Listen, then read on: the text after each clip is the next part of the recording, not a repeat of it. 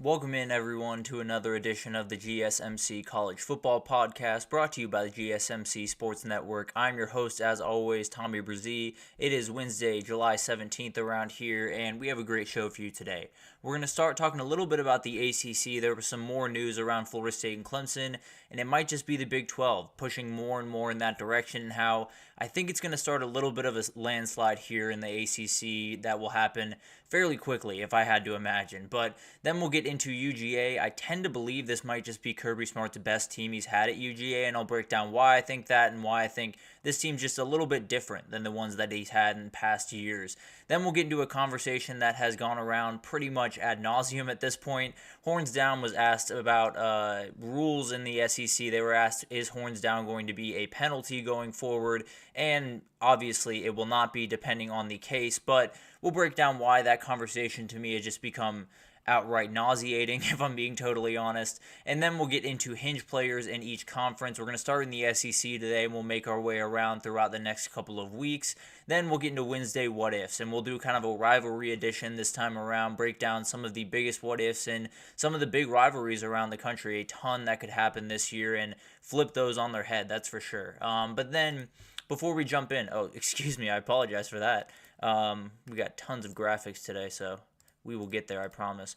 But before we jump in, I do want to remind you all we get tons of questions and comments throughout the show, and the best way for you all to get your question on the screen, we can have a fun back and forth here, is to use the tip and donation link at the bottom of the screen, gsmcpodcast.net. It's a huge help not only to us here at the network, but to you all. You get to kind of have a fun, interactive experience here, and that's always good for everyone. So definitely use that, gsmcpodcast.net, if you need. So let's jump in. Oh, I apologize.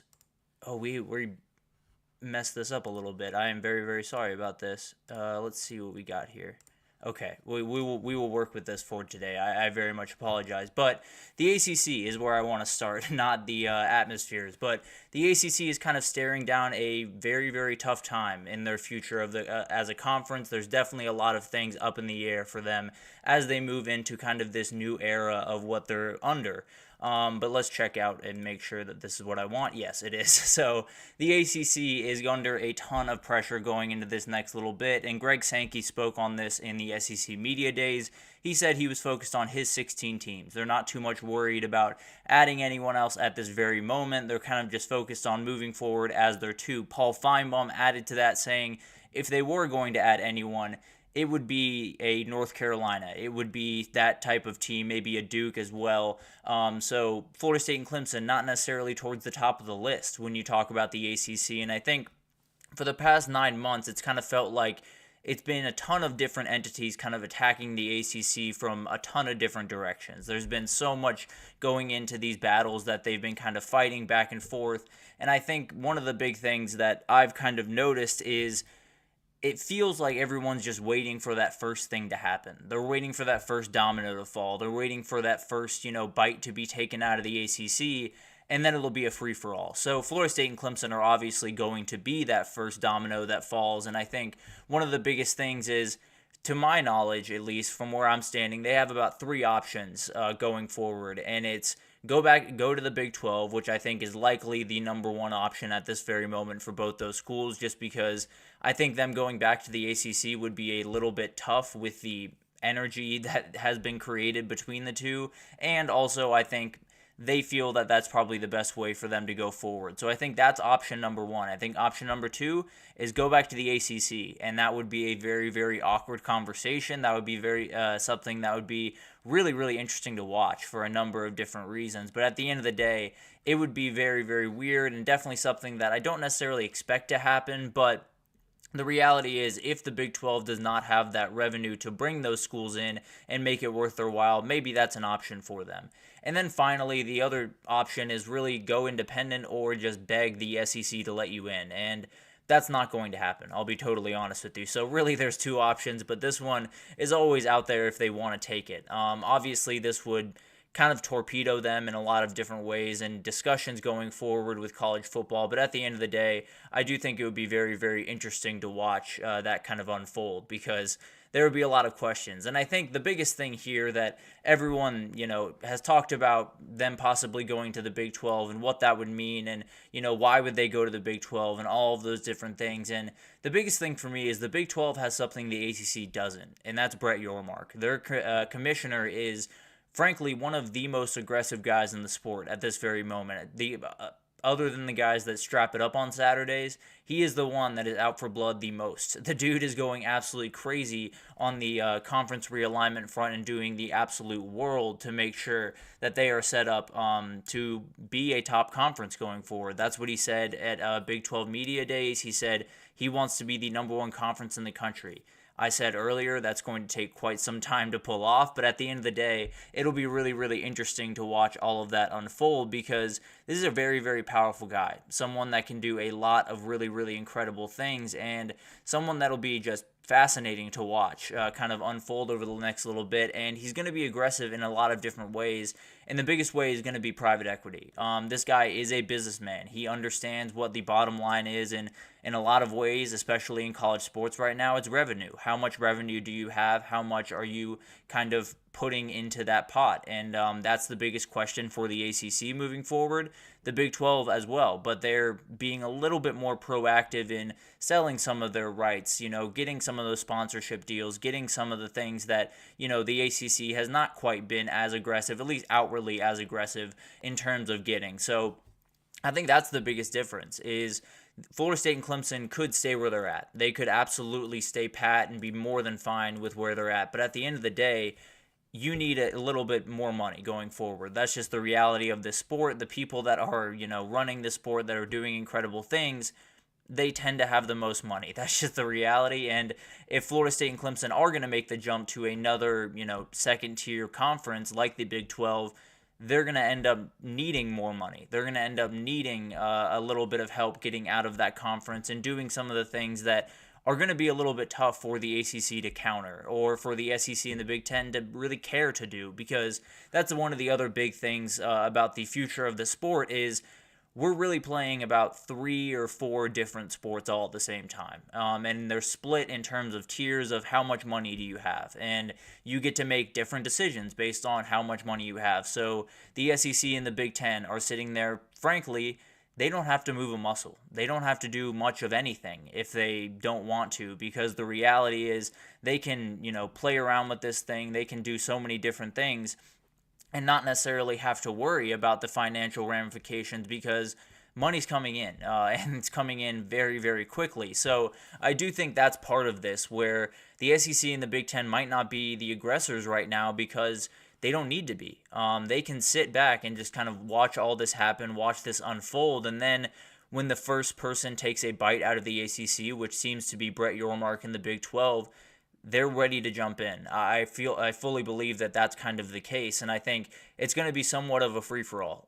Florida State and Clemson obviously are not, I've said this before, they're not the biggest things in the ACC in terms of college football. They are, but in terms of, a number of different things that go into a conference realignment, they're not towards the top. That's just the reality of the situation. But UNC, Duke, those are the teams that SEC is going to come after, and I think they're just waiting for the ACC to get a little bit wounded. I've kind of used this metaphor before talking about the ACC, but it feels like a bunch of hyenas just attacking one lion, although the ACC is not much of a lion right now, but just bear with me here. I do think it's one of those things where they're just waiting for the most confident, the most desperate hyena to take that first bite. Once that happens, then I think everyone else is piling on. And I think that comes in the form of maybe Miami finding their way up to the Big Ten because they're an AAU school, which just seems to be a very, very strict moniker for the Big Ten going forward. Maybe SMU finds their way to the Big 12, even though that was a bit of a weird situation last time around. Georgia Tech could make their way back to the SEC or up to the Big Ten because they are another AAU school. So there's a ton of different variables here, but the reality is something's going to happen around that team and likely Clemson. I tend to believe they're going to move in tandem here, but something's going to happen around these teams very, very quickly. Whether that's, they're not going to play in the ACC in 2025 or they're not going to play going forward. I don't know what that entirely looks like, if I'm being totally honest, but I do think it's going to be very interesting to watch. I do think it's going to be something that is going to happen fairly quickly, and once that first bite is taken out, once Florida State and Clemson have found their new home, likely the Big 12, but we'll see what happens. Maybe they find their way back to the ACC and none of this is a problem, but I do think if they find their way to the Big 12, it is the start of just eating the ACC alive. I think the Big 10 and the SEC know that they don't have to put in a ton of money to help a lot of these teams get out of the conference, and if they were to put up the money for Florida State and Clemson and, give up a ton of their revenue to do that, then they wouldn't have the ability to go out and get North Carolina, go out and get Duke. So I think that would be kind of the path that I'm seeing happen here is Florida State and Clemson find their way to the Big 12. They're there for a couple of years. Maybe they're making, a little bit less, but more money than they were making in the ACC, but still less than the big dogs. And the SEC can bring in UNC, and the Big 10 can bring in Miami or whoever they want.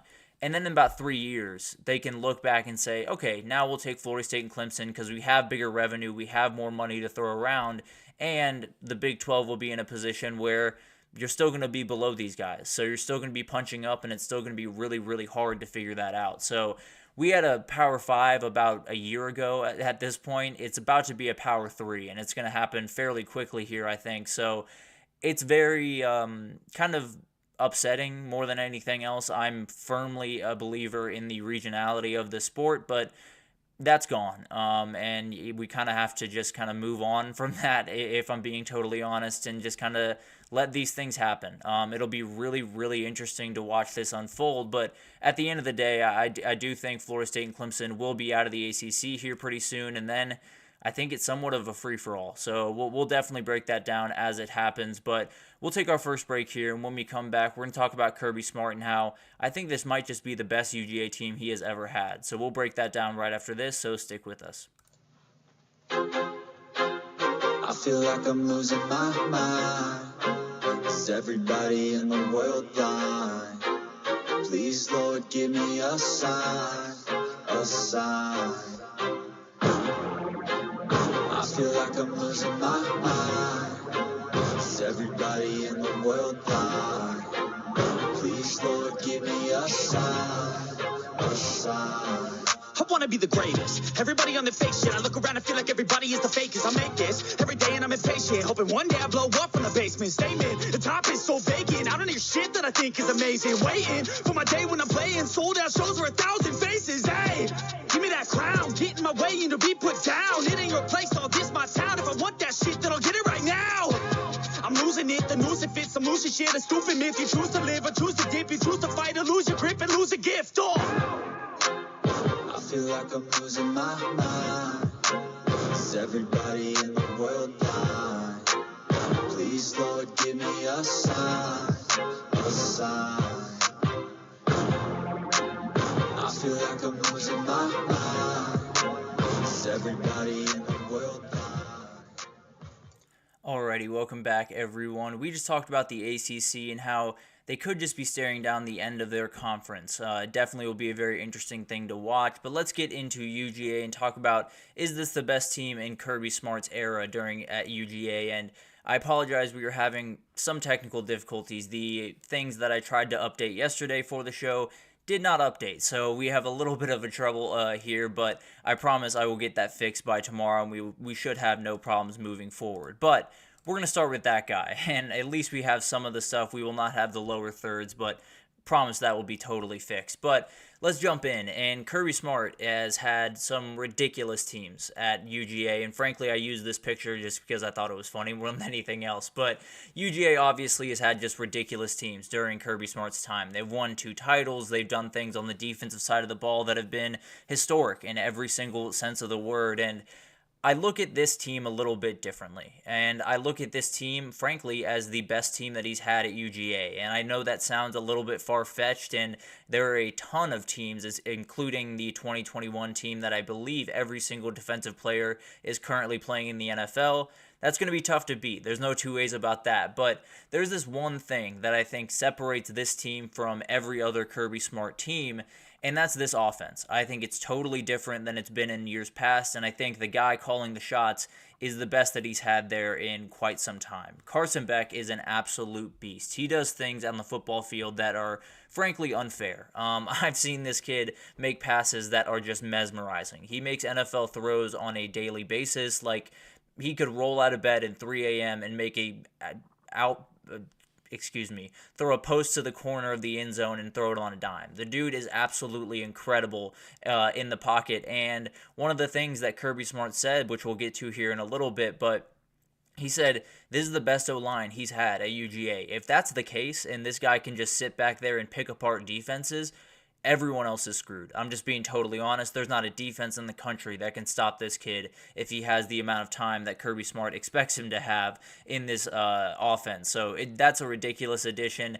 Trevor Etienne is another one that's absolutely out of this world. You added him from Florida. That will add a little bit of juice to that game, but also that's always been an elite position at Georgia. And frankly, this is not quite the level of some other groups that Kirby has had, but you have Trevor Etienne, you have Roderick Robinson, you have Branson Robinson hopefully coming back from injury pretty quickly and being able to get on the field. They'll be more than fine at that position is mainly the point here. I think that one is one that I'm not worried about at all, if I'm being totally honest. And then the wide receivers is the difference maker. The wide receivers and tight ends is where I think the gap starts to form, because UGA has had really good receivers. Ladd McConkey was just incredible for a couple of years there at UGA, but when I look at this UGA roster, I'm not lying. I think there's 7 or 8 guys that actually could go for 100 yards in a game this year. I do think there are those people that across the board, you have Dominic Lovett, obviously, is going to be likely the leading receiver in this group. You have Ra Thomas. You have Colby Young coming in from Miami. You have so many other, London Humphreys coming in from Vandy, Dylan Bell. It's just ridiculous, the amount of guys that they have to play around with. And that doesn't even include my favorite guy of the bunch, which is Anthony Evans. I think he is an absolute monster and someone that is going to win Georgia a game with a punt return or a deep play or whatever it is sometime this season. So it's ridiculous what they have there, but the tight end room is another one that is always good. They're just always, Todd Hartley is one of the best position coaches in the entire country, and he's got a really good group again. Oscar Delp is leading the way in my eyes, but Ben Urasek is going to have a huge role in this offense because Mike Bobo likes his tight ends. And then Lawson Lucky, I think, likely will get on the field a little bit more often this upcoming season. So, frankly, I could easily make the argument this tight end room is stronger than a year ago. Even without Brock Bowers, I understand that is the biggest loss they possibly could have had, because if you were to ask me, that is the best tight end I've ever seen in college football.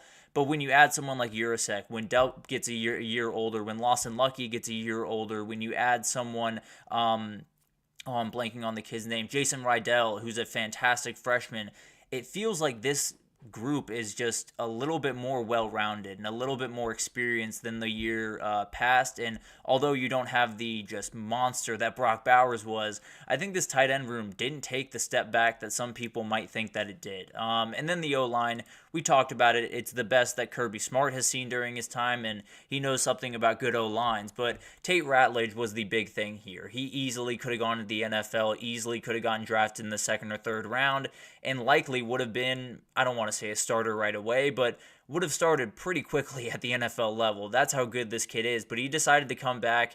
You add that to Dylan Fairchild, another one of the best guards in the country. Xavier Truss and Ernest Green on the corners are just out of this world. And then Jared Curtis steps in for Cedric Van Pran at center. But the reality is, Jared Curtis might be the most popular guy among that coaching staff right now. He is so athletic, so good, and is stepping into that position, and they might just not skip a beat at that position. And Cedric Van Pran was darn good. But let's move on to the defense, and we did lose some of the slides here, so it'll be a little bit less visual in this one. But the 2021 and 22 defenses were all time. They were absolutely out of this world. They were incredible in every sense of the word.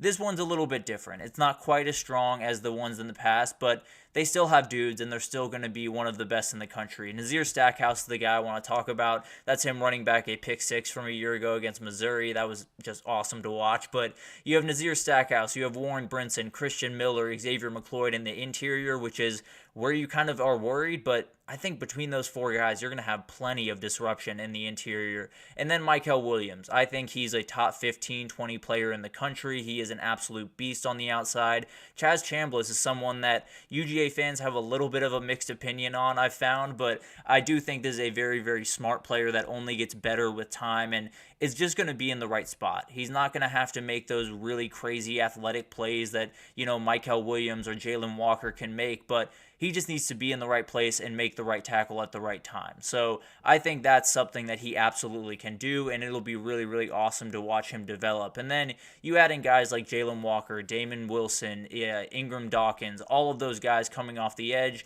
They're going to be very disruptive. And then the linebacker room is the other one that has kind of defined UGA under Kirby Smart and even before that.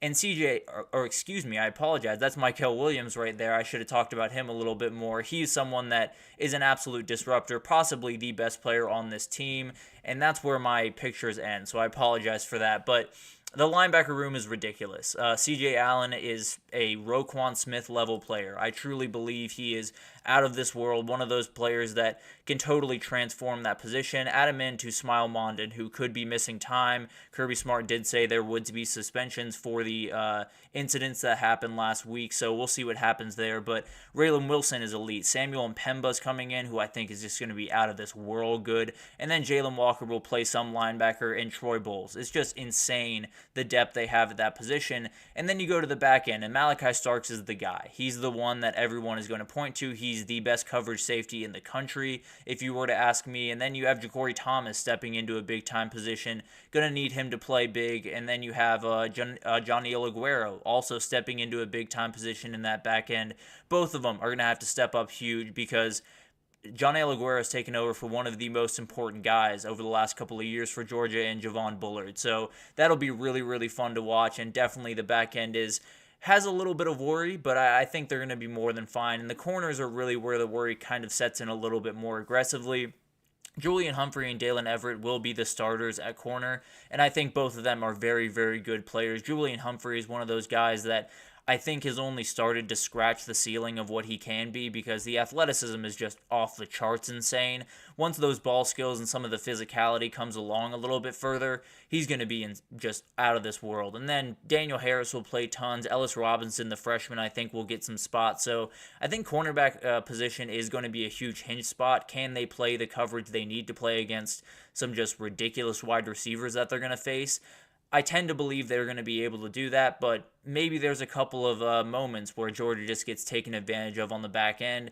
And then you add in a guy like Peyton Woodring, who's one of the best kickers in the country, and Brett Thorson, who is one of my favorite players in the country just because of the off-the-field antics. He's just so much fun. I absolutely love his Twitter. He's just really one of those guys that if you don't know about him, learn about him pretty quickly because he's really, really funny. But at the end of the day, UGA is turning into an absolute powerhouse. They're going to be really, really elite until further notice. There's no two ways about that. They will have elite players. They will have probably the best roster in the country for quite some time to come. Ohio State kind of stole that from them this year, but if the normal people that were meant to leave from Ohio State actually did, UGA would be the most talented, and I think that's going to be the case for quite some time. But when I look at this team, it's just different than other Kirby Smart's teams. I think it fits together better than some other teams did. I think having that best O-line and best wide receivers, along with what I would argue is the best quarterback he's had during his time. Don't get me wrong, Stetson Bennett is out of this world and someone that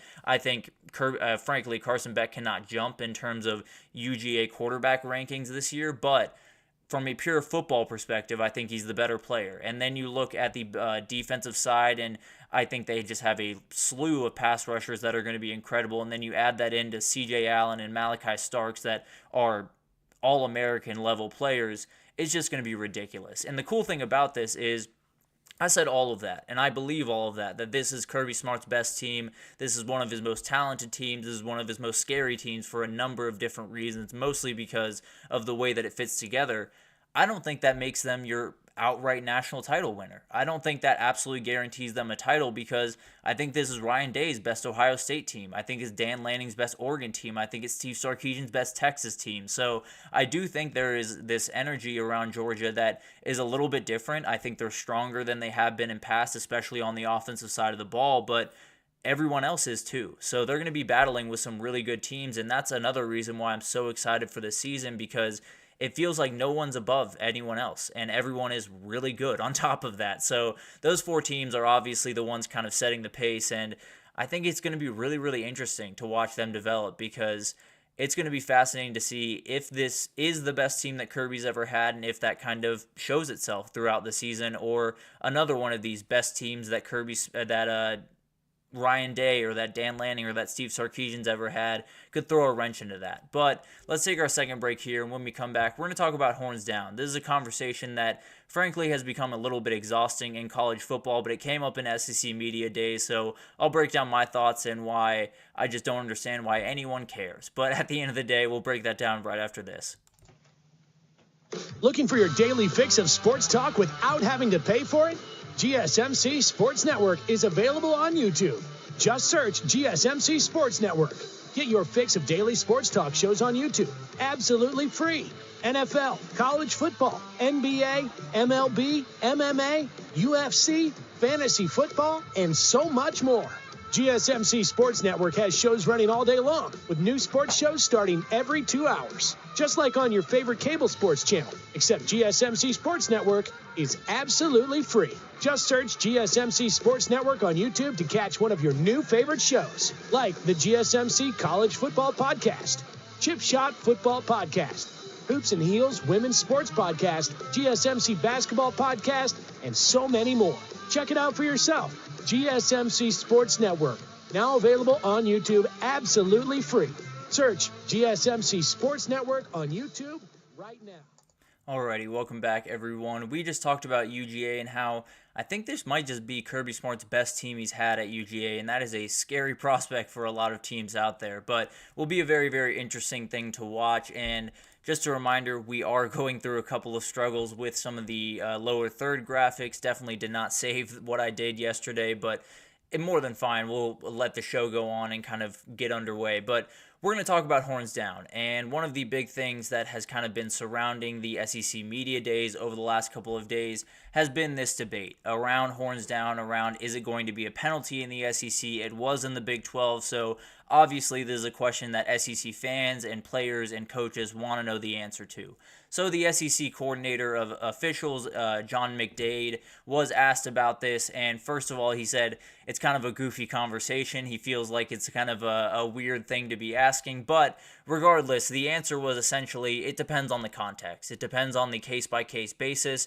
If an opponent scores a touchdown against Texas and does the celebration not at anyone or anything aggressive, more than fine. No problem there. If they do it, standing over a player after hitting them or after, tackling them, whatever, then you get into the taunting realm and you can get into a little bit of an issue. So I fully understand that, and I think that totally makes sense. Frankly, I'm a big advocate of letting guys stand over others and kind of letting taunting be a little bit allowed more than it is right now. I tend to believe these guys are professional football players at this point, and if you hit someone really hard and you want to talk a little bit of smack to them, I have no problem with that. But at the end of the day, I understand you got to draw the line somewhere. I understand that certain things just have to happen, and this is one of them. You have to draw the line. You have to make sure that no one is taunting, no one is, doing anything aggressive towards another person, and I suppose that makes sense. Frankly, I think that taunting should be something that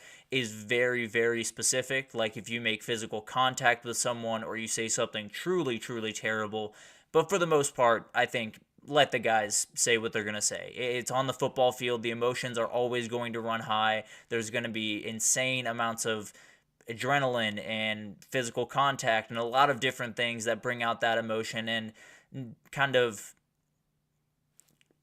holding that in just doesn't feel like the right way to go about business. But that's kind of a side point. I feel like I'm not going to win that battle with a lot of the officials out there. So that's just kind of the way that I look at it. I think if they're going to play football, it's going to be aggressive, and they're going to have moments where they don't necessarily love the other one. So I think there's going to be a little bit of trash talk, and I'm more than on board for that. So, but getting back to this conversation around Horns Down, sincerely, I've asked this question pretty much 10,000 times since this has come up, and as it's been kind of brought back up every single time that we have these conversations. And the biggest one is just who cares? I'm having a hard time figuring out who cares and why they care. And I know that there are Texas fans that care because I'm a Texas fan. I grew up a Texas fan, am a huge one to this day, and likely will be till I die. And I can't speak for other Texas fans and their experiences. Personally, I love Horns Down. I think it is one of the best things about college football because it is college football. It's the perfect encapsulation of what makes this sport different. It is hatred just because of the color that someone else is wearing. I love that. I think that is so cool. I absolutely love Texas. I love college football way more, and Horns Down is absolutely incredible for the sport of college football. So that I am fully on board with. I can't speak for other people, but overall, the people that I've interacted with in that space, the Texas fans that I have interacted with on social media or in other spaces, 95% don't really care or kind of like it. And some like it because they think it means that we're always on their mind. Some like it because they think it shows that Texas is a superior brand. I don't necessarily care about all that. I just like it because it's really clean, old-fashioned hate, and that's the good thing about college football. But at the end of the day, it's insane to me that anyone would care. And I understand that Texas fans do care. There have been a number of instances around Texas that have not been great around this, where people have cared, and I've been just flabbergasted by those people. But at the end of the day, the conversation has kind of popped up at different moments, and there have been a couple of different moments. Sam Ehlinger had a tweet way back in the day that was a little bit grandiose for my taste, that I didn't necessarily love in the moment, but it was kind of talking down on people that do Horns Down and saying, we'll remember everyone that does Horns Down, and we'll remember that the next time we face off. It's a little bit goofy. And then Rodney Terry, obviously the basketball coach over at Texas, screaming at the UCF players for doing Horns Down. It's created a little bit of an energy around Texas that everyone around Texas absolutely hates this thing and is offended every time that it's flashed in front of them and goes off in a corner and cries. And I think that's something that, maybe it happens to a number of different people. Maybe there are some Texas fans out there that get really upset by this. I think they're really weird people, but that's beside the point. The Big 12 is one of the biggest things in this because they made it a penalty during their Texas time in the Big 12, and it was frankly just plainly the wrong decision. And I'm sure there were some people in the Texas decision makers, the boosters, whoever, what have you, that were pushing for it to be banned, that were pushing for it to be penalized. But it really all came to a head in 2012 when Texas Tech was in Lubbock, or Texas was in Lubbock facing Texas Tech, and Texas receiver Mike Davis was flagged for an unsportsmanlike conduct penalty for holstering his gun, which, if you know anything about Texas Tech, they do a guns up signal. So essentially same type of deal, right? You turn what they have as their sign, you turn it upside down, and you make it look goofy. That's kind of the way Horns Down works, same way that this worked. And that's where it started. Horns Down was not a penalty at that time, and Mac Brown thought that was incorrect. If guns down was going to be a penalty, Horns Down should likely be a penalty too. And frankly, I think he's right. I think that there's a fair argument to be made there that if this one symbol that is absolutely unacceptable to do to a fan base, then the other one should be as well, right? But at the end of the day, the Big 12 made the wrong decision on the other side of it. And I'm not saying that Texas wasn't pressuring them to make that decision, because I tend to believe there were a lot of people that were. I'm just saying the Big 12 very easily could have just said, yeah, they probably shouldn't have called that, and moved on and said, it's going to not be a penalty. We're going to move forward because it's college football. I've been a part of the Texas fandom for quite some time now, and I've interacted with a lot of people, and I've had a lot of conversations about Horns Down, and I've had a couple of friends that have done Horns Down quite a bit to me throughout high school and things, and I love it. I think it's a really, really great thing about college football that we can have these moments between two fan bases that maybe they haven't ever met, but you're walking across the street and you see a fan in the Oklahoma shirt and you're wearing a Texas shirt. He flashes horns down at you, you flash horns up at him. That's good energy. It always has been, it always will be, and I don't understand why it was ever a penalty in the Big Ten. I think that's one that is just outright ridiculous for 10,000 different reasons, the fact that it was a penalty, but also there's no world where it should be a penalty in the SEC. You have a chance to right a wrong that the Big 12 made. Do it. Please do it. And please don't let any, Texas brass or big swingers in the Texas market come in and try to influence decisions. And that's another thing that's been coming up in SEC media days, this idea that Texas is going to come in and ruin the SEC and run the conference. I can promise you that's not the case. If Texas thinks that's the case, if Chris Del Conte is sitting in his office thinking that he swings a bigger hammer than Greg Sankey, he's just entirely wrong, and he's going to be in for a rude awakening. And I don't think Texas necessarily thinks that way. So obviously, this should be not a penalty. This should be a part of the sport, and frankly, I would love to see it more often. I think it's an absolutely awesome way to show that you hate this specific school. It starts young, as you can obviously see, and it's just good energy. It's something that I talked about before, but college football needs a little bit of hate. It doesn't need to be aggressive. It doesn't need to be, going after people or, being hateful, but it needs a little bit of anger. It needs a little bit of hate, and it needs a little bit of weird hate. The hate that, you're just wearing the wrong colors type of hate. I love that. I think that's really, really good energy, and it shouldn't be a penalty. Overall, just in summation, it shouldn't be a penalty. As a Texas fan, I absolutely love it for so many different reasons, mostly because I like college football more than I like Texas, and that is college football right there. There's no two ways about that. But also, if you're someone that is offended by horns down, you're a Texas fan that absolutely hates it, and you think that it disrespects your school, and you think it's wildly unfair and taunting and whatever, all I can really say is grow up. All I can really say is, realize that Texas is not the biggest thing in the world, and that it's not even the biggest thing in college football right now. So grow up, figure it out. Horns down should be a part of college football moving forward, and we should just stop talking about it and let the guys do what they're going to do. Let the guys get in each other's faces a little bit. Let the guys throw the horns down. Let the guys play football. I don't understand why we keep trying to police celebrations. It's a very, very weird thing that has happened in sports in general, but especially in football, and it's very, very frustrating. Horns down is one of those things that, yeah, it does make me a little bit angry when I see it because, it is kind of going against my school, but it doesn't mean I don't love the sentiment behind it. It doesn't mean I don't love the energy behind it and the fact that it is part of what makes college football special. So I understand that this is going to be a conversation. As sure as I'm sitting here talking to you guys, there is going to be a conversation about this throughout the season, and I'm going to be frustrated all over again. But at the end of the day, I just wish we would retire this one, not make it a penalty, and just let the guys play. So that's kind of my take on that. Just wanted to get that in today's show. But we'll take our third break here, and when we come back, we're going to talk about hinge players in the SEC. We're going to go through all the conferences, but start in the SEC today, and I have 5 guys that could totally turn this conference on its head. So I'll break that down right after this, so stick with us.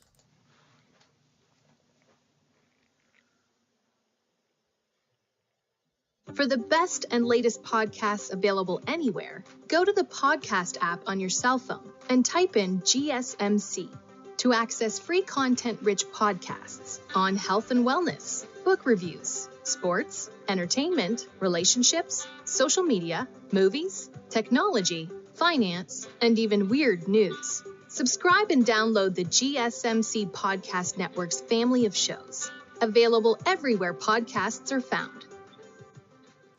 Alrighty, welcome back everyone. We just talked about all of the things going on around horns down and how that was a big topic of conversation at SEC Media Days yesterday, and how I am just exhausted by that conversation, if I'm being totally honest with you. But we'll get into hinge players in the SEC. Again, apologies for all of the technical difficulties today.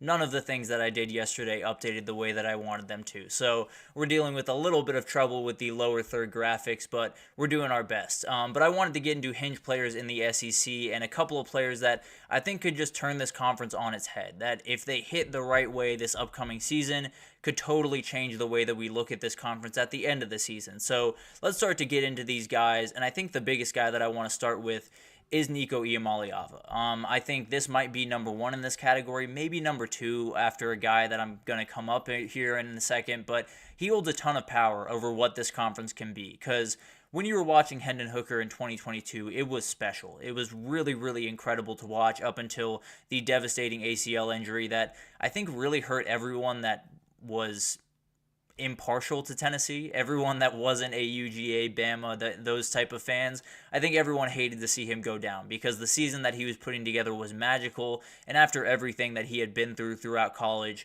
it was a very, very cool thing to see. But at the end of the day, it gave us an idea of what Tennessee can be. It was that, spark. It was that, you see it off in the distance and that light at the end of the tunnel saying, oh, that's what they can be in the future. That's what they're capable of if they have those things in place. And I got to be honest, guys, this is a better team than the one in 2022. If you're talking about the wide receivers, I think they're better this year than they were in 2022. I mean, you have guys like Squirrel White, you have Brew McCoy, you have Mike Matthews coming in as a young player. Chris Brazzell coming in from Tulane is absolutely huge for that team. You have Chaz Nimrod. It's ridiculous the number of guys they have on that field, and maybe they don't have a Jalen Hyatt on the field. Maybe they don't have a Cedric Tillman, but they have a lot of guys that are going to play really, really good football, and frankly, I could argue Squirrel White might look a little bit like Jalen Hyatt this upcoming season, but we'll see what happens there. I also do think this is a guy that really can be the best Tennessee quarterback we've seen since Peyton Manning. And I know that sounds insane to say because anytime you say anything around Tennessee with Peyton Manning, it always sounds insane. But I really do mean that. I think this is a kid that over the next 2 years could do things that Tennessee fans have not seen in a really, really long time and have missed for a really, really long time. And I think he's one of those guys. Obviously, the hype is through the roof for this kid going into this year, and he's definitely going to be one of the guys that's under a big-time microscope. But I think he's one of those guys that just is always comfortable. I've never seen him in a situation where he feels rushed or he feels nervous or he feels like he's, forcing anything. And that's kind of the biggest thing that you need as a freshman is making sure that you can go out there and say, I'm just going to play good football today. I'm not going to make mistakes. I'm not going to let all of this other outside stuff get to me, and I'm just going to go execute the way that I know to execute. So I think that's something that he's going to really thrive in, and when you have Josh Heupel calling plays, a lot of things can go right for you, that's for sure. So I think this is a kid that the ceiling is obviously through the roof. If he can hit that this year, Tennessee is a team that not only can win the SEC, but can find their way really close to a national title. Maybe not win it, but I don't know. They're definitely a team to watch, that's for sure. But then Harold Perkins is the other guy that I'm really watching closely because this one's a little bit different.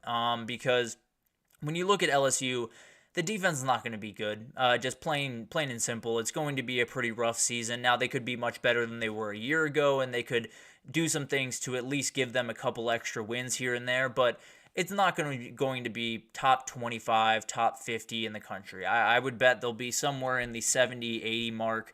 And then next year, I think, could be a massive jump. At the end of the day, this is a kid that could just be a game wrecker. And I think LSU might just need that. When you look across this defense, that's the only guy, to me, that stands out as he can take over a game. He can be the person that when you have a game that you're going up against Ole Miss, let's say, that's a huge game on the schedule for LSU if they want to, get up to SEC contention this year.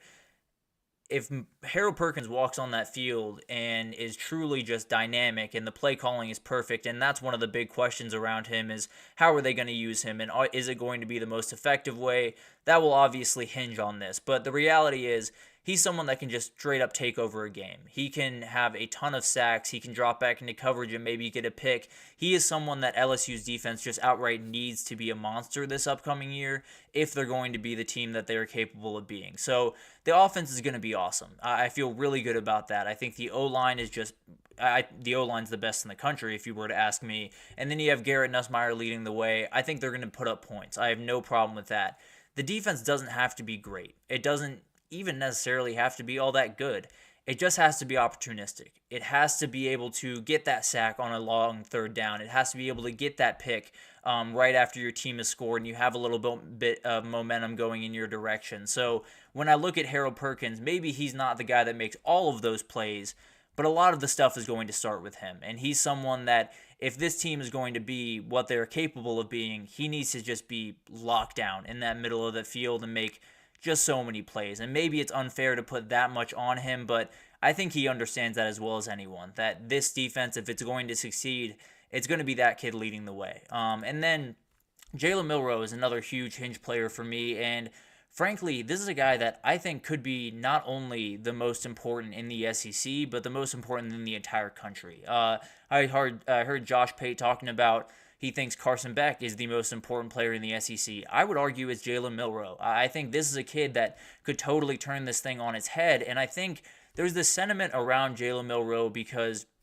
last year, the big thing around him was those level 2 passes, like we've talked about throughout this week, those NFL level passes that need to take a big step forward. And not to say that this is going to be easy to take a big step forward in, but he's got the right guy to do it. And he's done a lot of really good things in the spring. I've seen different clips and things where you're really honestly kind of surprised by the things that he's doing on the football field in the passing department. And he's someone that I think is just so dangerous. The ceiling with this kid is much higher than people seem to think it is, and I think he could be the best player and quarterback in the country this upcoming year. If he can put together just a little bit more efficiency in those 10 to 20 yard passes, this gets really interesting really quickly. And this Bama team becomes not only a team that can, compete in the SEC, they can win the SEC, they can win a national title. And I'm being totally honest when I say that because I think this kid is that good. I really do think he's that good. I think too many people are doubting what he can do.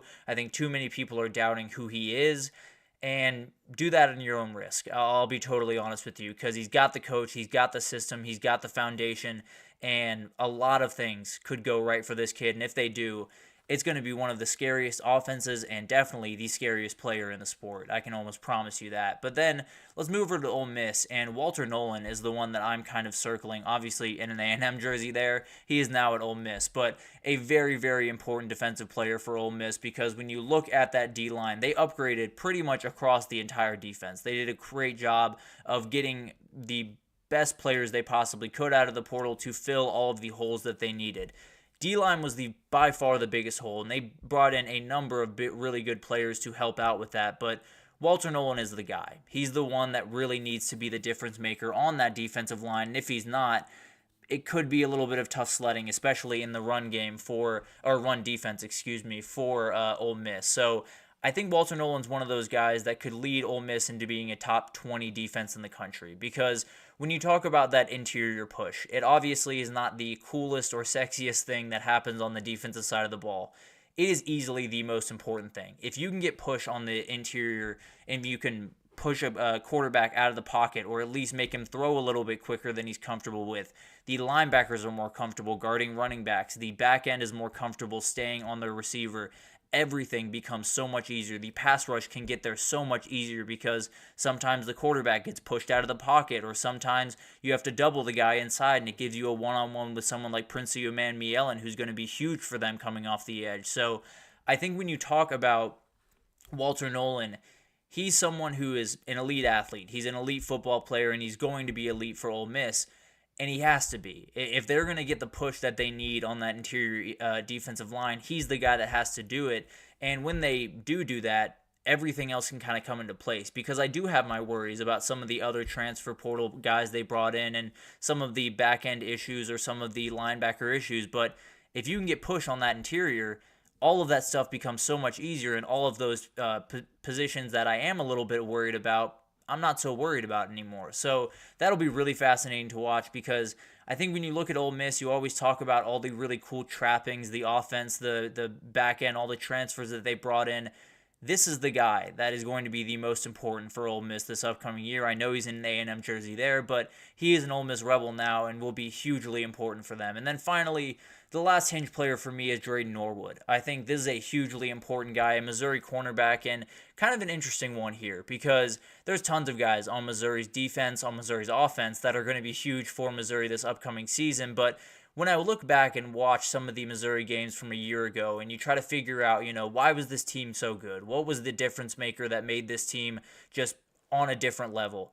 I think it was Chris Abrams-Drain. I think it was that guy on the outside where you could literally just say he's going to guard your best receiver and your best receiver is not going to have the game that he wants to have. It's not to say that he's going to totally lock him down or do anything absolutely insane, but he's going to play really good football on him for 4 quarters. They absolutely knew that every single week, and that's going to be hugely important for Drayden Norwood to kind of step into that position, because he's going to have to, because on the other side, you have Toriano Pride Jr., who I also think is going to be a great player for them, stepping into Enos Rakestraw's position. So you have a lot of big shoes to fill, but I do think this is the guy that can absolutely be that Chris Abrams-Drain type player for them. Be the guy that gets the ball back to this high-powered offense as quickly as possible, because that is the goal at all times for Missouri. Be the team that is on offense. If you are on offense and you have Luther Burden on the field, you are going to have good things happen for you 9 times out of 10. So I think that's the biggest thing, is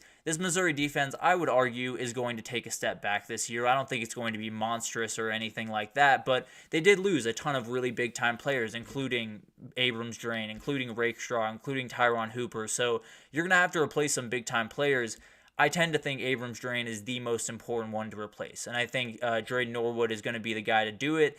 And if he can play elite football and just get a couple of picks here and there, get the ball back on your offense's hands, this Missouri team is going to be really tough to beat. I can almost promise you that. So a lot of guys that are really, really interesting to break down, and definitely will be really, really fun to watch throughout the season. We'll continue doing this throughout the rest of this week into next week likely, but let's take our final break here. And when we come back, we're going to talk about Wednesday What If. We're going to do a little bit of a rivalry edition and break down some of the different things that could happen this year that could just turn this entire year on its head. So we'll break that down right after this, so stick with us.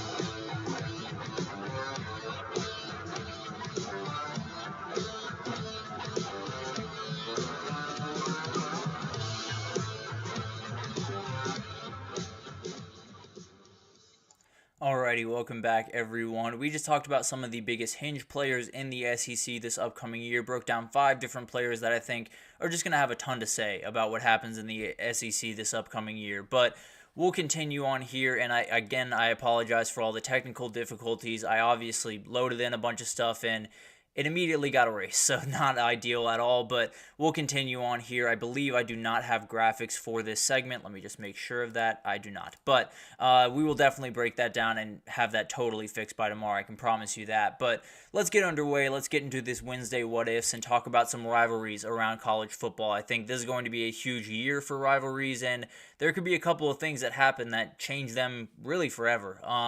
And the one I want to start with is likely the biggest what if going into this season overall. What if Michigan beats Ohio State for a 4th straight time? And this one could be just the most consequential overall, because when you talk about Ohio State fans, they could... there are a group of Ohio State fans, I am not lying to you, and I don't necessarily disagree with them. They could be 11-0 going into that game. If they lose that game, they want Ryan Day fired. Period. End of story. I can almost promise you that. They could honestly go on to make the playoff, and if they don't do anything other than win a national title, I think they would want Ryan Day fired, especially if he lost this game. So just to give you an idea, I was born in 2001. Apologies if that made anyone feel old, but I was born in 2001. Growing up, I knew this game was a huge game. I knew it was a huge rivalry game, and I knew that there was so much that went into it. I also knew Ohio State was likely going to win pretty much every single year. That's the way it was when I was growing up. Ohio State just absolutely dominated this game and kind of took a little bit of juice out of it, I'll be totally honest with you, because Michigan just didn't have a lot of things together. They were going through a ton of different coaching changes, not necessarily having a full identity set up there, so Ohio State just controlled it for a very, very long time, and that was just the dynamic. That was the way that things went, and then the last 3 years happened, and Michigan flipped this thing on its head, and now it's Michigan's game, and it's become Michigan's one to lose over the last couple of years. So if they beat them again, if they do this for a fourth year in a row, that means the kids that are coming in as a freshman a couple of years ago will have never beat Michigan. They will walk out that door having never beat the team that they came to Ohio State to beat. That was part of the recruiting pitch. I can almost promise you that. So, and I think the really interesting thing here is Ohio State has a new AD this upcoming year. Ross Bjork just took the job, I believe on July 1st was his first day, and he's not afraid to make those big-time coaching moves. He was the one that got rid of Jimbo Fisher at A&M with that big-time buyout, so he's not afraid of those moments. And I'm not saying that he absolutely will be fired if this does happen, but I can say pretty confidently that there will be a not small group of Ohio State fans that want that to happen. So that is a game that I've talked about it 10 million times, but Ohio State needs to win it. It's the most need win for anyone of any team across any schedule in this entire year of college football. They need that game. I'm just being totally honest. It is insane how much they need that game. But let's move right along here. Another what if that I'm interested in is, what if one of the most defining rivalries of the next decade, next 5 years, 7 years, is started this year? And I think when we talk about this, I think everyone knows the two games that we're talking about: Oregon, Ohio State, and Texas UGA. Those are the two games that really have the best chance to make this happen, if you will. And I think it's definitely going to be a very interesting thing, because when we got Clemson-Bama for the very first time, we didn't know what we were getting into. We didn't know that we were going to get four just classic matchups that were just incredible, and them going back and forth every single year. When UGA and Bama faced off in 2017, we knew that was a special game, but we didn't know what we were going to get coming forward and how aggressive that rivalry was going to get over the next couple of years. Obviously, it kind of started in 2012, but really 2017 was the kickstart of this new generation.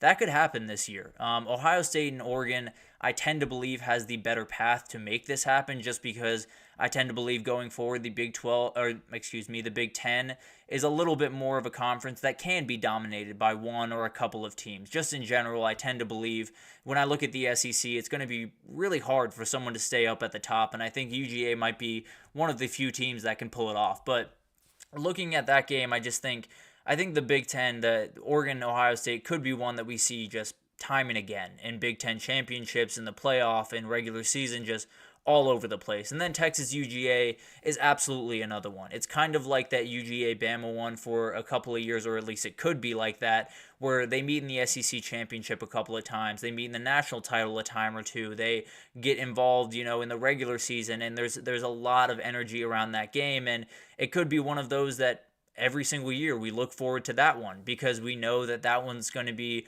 very consequential in the playoff race, could be in the playoff at the end of the day. So there's a ton of really, really cool things that could happen this season, but there's a reality where two teams kind of separate themselves from the pack, and it becomes one of those rivalries that are kind of made out of thin air, but are made out of competitive nature, and are made out of teams just being at the very top of the sport, which are always very, very fun, like the UGA-Bama one. But let's move right along. We'll stick with Bama a little bit here, but what if Tennessee gets its second win over Bama in 3 years? Because I don't think that's something that Bama fans are ready for, and I don't think that's something they're expecting to happen this upcoming year, nor should they necessarily, but it's definitely something that'll be really, really interesting, because as I talked about with the Ohio State and Michigan one, Ohio State dominated that rivalry for quite some time. That was kind of the way that I grew up, was Ohio State's likely going to win that game unless Michigan puts something crazy together on a night. But at the end of the day, this one was way worse. Bama just absolutely dominated Tennessee over and over and over again. And in 2022,